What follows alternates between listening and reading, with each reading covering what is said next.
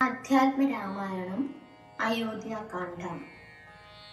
സമുദ്രരുടെ നിയോഗമനുസരിച്ച് സൈന്യ സന്നാഹങ്ങളോടൊപ്പം ഭരതനും ശത്രുഘ്നനും ശ്രീരാമനെ കാണാൻ പുറപ്പെട്ടു. മനസ്സ് നിറഞ്ഞ സന്തോഷത്തോടെ കൗസല്യയും മറ്റും രാജപത്നിമാരും ശ്രീരാമനെ കാണുന്നതിനായി യാത്ര തുടങ്ങി.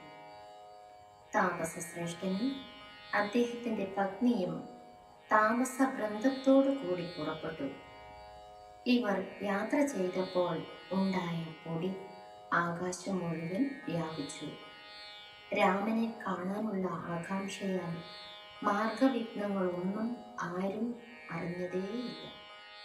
ശ്രീരംഗവേരാപുരത്തെത്തിയ പെരുമ്പട ഗംഗാതീരത്ത് ചെന്ന് നിന്നു. കൈകേയി തനയനായ ഭരതൻ പടയോടുകൂടി എത്തിയിട്ടുണ്ടെന്ന് കേട്ട ഗുഹന്റെ മനസ്സിൽ ശങ്ക തോന്നി തുടങ്ങി. കിങ്കരന്മാരോട് പറഞ്ഞു, അമ്പും വില്ലും മറ്റ് ആയുധങ്ങളും ഏന്തിക്കൊണ്ട് തോണികളൊക്കെ കെട്ടിയിട്ട് തയ്യാറാക്കി നിൽക്കൂ. ഞാൻ അവിടെ ചെന്ന് അന്വേഷിച്ച് ഇപ്പോൾ വരാം. അടുത്ത് ചെന്ന് വന്ദിച്ചാൽ അവന്റെ മനസ്സിലിരിപ്പ് എന്താണെന്ന് അറിയാൻ കഴിയും. രാഘവനോട് വിരോധത്തിനാണെങ്കിൽ ഇവരാരും ഇനി അങ്ങോട്ട് പോകരുത്. അവർ ശുദ്ധരാണെങ്കിൽ തടസ്സമൊന്നും കൂടാതെ ഇക്കരെ കടത്തുകയും വേണം. ശ്രീരാമ സന്നിധിയിലേക്ക് ഭരതന്റെ യാത്ര. സാധുക്കളേവം പുകഴ്ത്തുന്ന നേരം ആദിത്യദേവനുദിച്ചു ഭരതനും ശത്രുഘ്നോടുകൂടെ പുറപ്പെട്ടതു. തത്ര സുമന്ത്രനിയോഗേന സൈന്യവും സത്വരം രാമനെ കാണാൻ നടന്നിതു. ചിത്തേ നിറഞ്ഞ വലിഞ്ഞാമോദത്തോടും രാജാധിരാങ്ങൾ കൗസല്യാദികൾ തഥാ രാജീവനേത്രനെ കാണാൻ നടന്നിതു. താപസശ്രേഷ്ഠൻ വസിഷ്ഠനും പത്നിയും താപസവൃന്ദേന സാഗം പുറപ്പെട്ടു.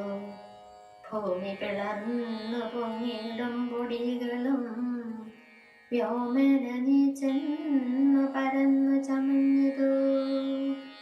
രാഘവ രോധരാനന്ദ വിവശരാം ലോകരറിഞ്ഞില്ല മാർഗഖേദങ്ങളും.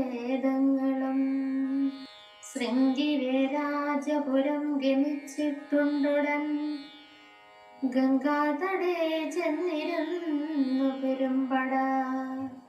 കേകേയപുത്രി സുധൻ പടയോടും ഇങ്ങാഗതനായതു കേട്ടോ ഗുഹൻ തഥാ. ശങ്കിതമാനസനായി വന്നു തന്നോട് കിങ്കരന്മാരോട് ചൊന്നാലതു നേരം വാനജാപാദി ശസ്ത്രങ്ങളും കൈക്കൊണ്ട് തോണികളൊക്കെ ബന്ധിച്ചു സന്നദ്ധരായി. തോണികളൊക്കെ ബന്ധിച്ചു സന്നദ്ധരായി നിൽപ്പിനാലെല്ലാവരും ഞാനങ്ങ് ചെന്ന് കണ്ടിപ്പോൾ വരുന്നതുമുണ്ടു വൈകിടാതെ. അന്തികെ ചെന്ന് വന്ദിച്ചാൽ അവനുടെ അന്തർഗത അറിഞ്ഞിടുന്നതുണ്ടല്ലോ. രാഘവനോട് വിരോധത്തിനെങ്കിലോ പോകരുതാരുമേ ഈ വരി നീ നിർണയം. ശുദ്ധനാണെങ്കിൽ കടത്തുകയും വേണം. ഭദ്ര